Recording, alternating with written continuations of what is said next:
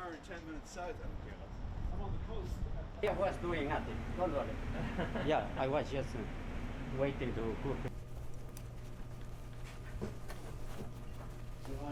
Having all of these postings with different information, not knowing how much I could make to pay for my apartment was like a real pain that I felt, and it was really challenging, and it kind of leads you to just accept the known versus go into the unknown or try an even bargain, because there's no range to feel comfortable doing that.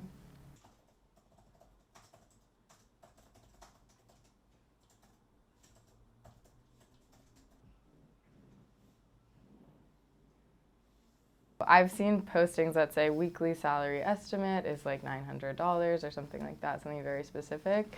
And then others say like great environment, fun, friendly.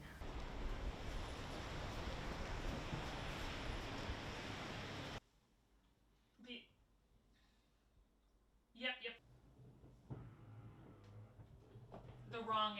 And there's a hidden language in a salary. You see that number. What does that mean? How many roommates are you going to have? How far away from your office are you going to have to live and commute to be able to afford, a decent quality of life?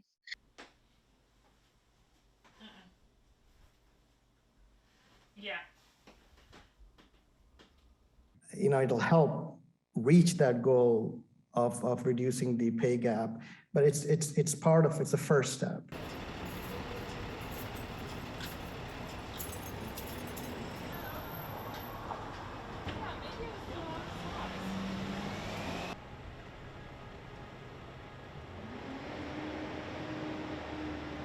Based on education, based on production, based on seniority. These are all legitimate factors which account for variation. Not everybody in the same job needs to be making the same amount of money.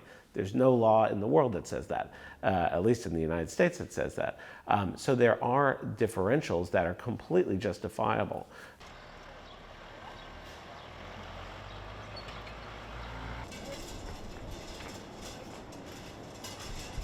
Before you go out to market and comply with this law, you got to be pretty sure that your house is in order in terms of how you're paying people currently. So what we're seeing a lot now is companies, before the enactment and the effective date of the law, taking very surgical approaches to doing pay equity audits, knowing where their growth areas are and making sure that the house is in order today before they go to market in a more public way, so that they don't face challenges, litigations, either on an individual or a collective basis, saying, you're paying women or African Americans 20, 30% less than the posted role. And we now know this because now we know what the scale happens to be.